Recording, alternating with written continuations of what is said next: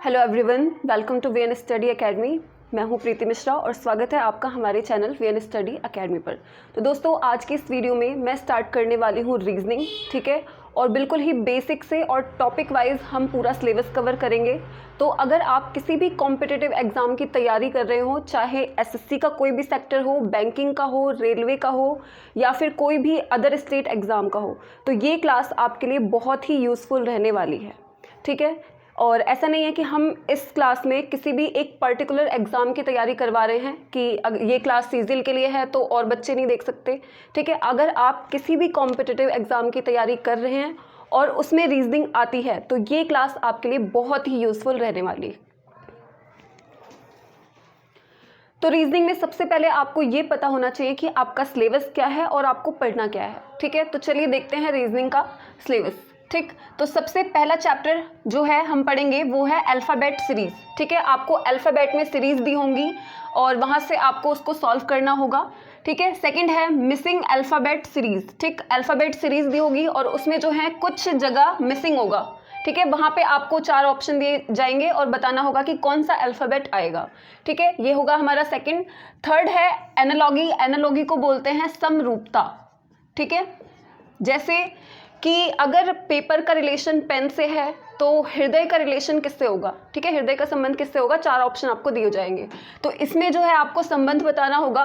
तो एनालॉगी जो है ये हम थर्ड टॉपिक पढ़ेंगे। इसके बाद फोर्थ है ऑड वन आउट और क्लासिफिकेशन, ठीक है। आपको 4 जो है वर्ड दिए गए होंगे और उसमें आपको बताना होगा कि एक जो अलग है, ठीक है, 3 एक जैसे होंगे, एक अलग होगा और वही आपका आंसर होगा।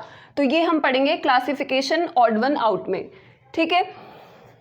और यहाँ पे जो एनालॉगी है इसके टाइप्स हैं, जैसे कि नंबर्स में हो सकते हैं, ठीक है, अल्फ़ाबेट में हो सकता है और जो है फिगर एनालॉगी भी होती है। तो इसके बारे में डिटेल में हम चैप्टर में पढ़ेंगे, ठीक है। इसके बाद नेक्स्ट टॉपिक हमारा रहेगा नंबर सीरीज़, ठीक है। नंबर की सीरीज़ जो होगी और उसमें जो है या तो मिसिंग आपको फाइंड करना होगा, ठीक है। तो इसके बारे में हम डिटेल में चैप्टर में पढ़ेंगे। फिर है मिसिंग नंबर सीरीज़, अभी मैंने जस्ट आपको बताया। इसके बाद है कोडिंग और डिकोडिंग, ठीक। और 8 है फिगर काउंटिंग, ठीक। इसमें आपको कैसी भी आकृति दी गई होगी, ठीक है, और उसमें आपको बताना होगा कि इसमें ट्राइंगल कितने हैं, ठीक है। तो इस टाइप के क्वेश्चन जो है फिगर काउंटिंग में आते हैं, ठीक। इसके बाद नेक्स्ट है डायरेक्शन। दिशा संबंधित क्वेश्चन जो है हम डायरेक्शन के अंदर पढ़ेंगे। फिर इसके बाद है ब्लड रिलेशन। ब्लड रिलेशन यानी कि रक्त संबंध, ठीक है। रक्त संबंध के क्वेश्चन कैसे बनेंगे, तो जैसे आपके बुआ की बहन की भाई का लड़का आपका क्या लगेगा, ठीक है। तो इस तरीके के क्वेश्चन आते हैं ब्लड रिलेशन में, ठीक। इसके बाद हम पढ़ेंगे वेन डायग्राम या फिर वेन आरेख, ठीक है।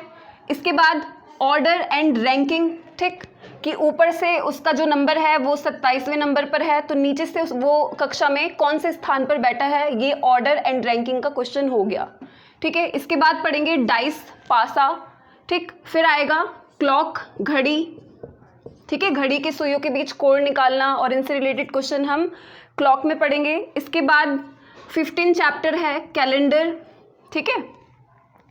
इसके बाद नेक्स्ट है सिटिंग अरेंजमेंट, ठीक। ये भी आपका चैप्टर इंपॉर्टेंट है काफ़ी, ठीक, हर रीजनिंग एग्जाम में आता है ये। एंड इसके बाद नेक्स्ट है मैथमेटिकल ऑपरेशंस, ठीक है। और इसके बाद है लॉजिकल रीजनिंग। लॉजिकल रीजनिंग में आ जाएगा न्याय निगमन, ठीक है, और कथन निष्कर्ष हो गया या कथन पूर्व धारणा हो गई, ठीक है। तो इस टाइप के क्वेश्चन आएंगे लॉजिकल रीजनिंग में।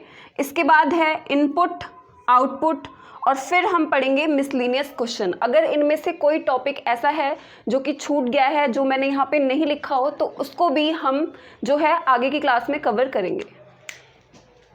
टॉपिक्स के अलावा अगर हम और टॉपिक की बात करें तो नॉन वर्बल रीजनिंग में हम जो है फिगर रिलेटेड क्वेश्चन पढ़ेंगे, ठीक है, आकृतियों से रिलेटेड, ठीक। इसमें जैसे छिपी हुई आकृति पहचानना, ठीक है, फिगर एनालॉगी, ठीक, समरूपता या सीरीज के बारे में पढ़ेंगे। तो जो है फिगर रिलेटेड हम नॉन वर्बल रीजनिंग में पढ़ेंगे, ठीक है। इसके अलावा मैट्रिक्स हो गया। मैट्रिक्स जो है ये बैंकिंग एग्ज़ाम के लिए इम्पॉर्टेंट है, ठीक है, तो इसको भी हम कवर करेंगे। इसके बाद पजल हो गया, पहेलियाँ, ठीक है, क्यूब हो गया, ठीक, और पेपर फोल्डिंग और कटिंग, पेपर को मोड़ना और पेपर को काटना, ठीक है। एग्जाम में इस तरीके के क्वेश्चन भी आते हैं कि पेपर को आपको 4-5 आकृति दी गई होती है और उसमें बताया जाता है कि अगर पेपर को इस प्रकार फोल्ड करें, फिर ऐसे फोल्ड करें, बाद में वो पेपर खुलने के बाद कैसे दिखाई देगा। तो वो सारे चैप्टर, वो सारे टॉपिक जो हैं हम इसमें कवर करेंगे, ठीक है। इसके बाद वाटर और मिरर इमेज, यानी कि जल और दर्पण प्रतिबिंब, ठीक है, इसके बारे में पढ़ेंगे इस चैप्टर में, ठीक है। तो अगर इन टॉपिक्स के अलावा अगर आपको लगता है कि और भी कोई टॉपिक हैं जो कि मैंने यहाँ पे नहीं लिखा है, तो आप उसे कमेंट सेक्शन में बताएं, हम उसको भी ऐड कर लेंगे और उसे भी ज़रूर पढ़ाएंगे, ठीक है।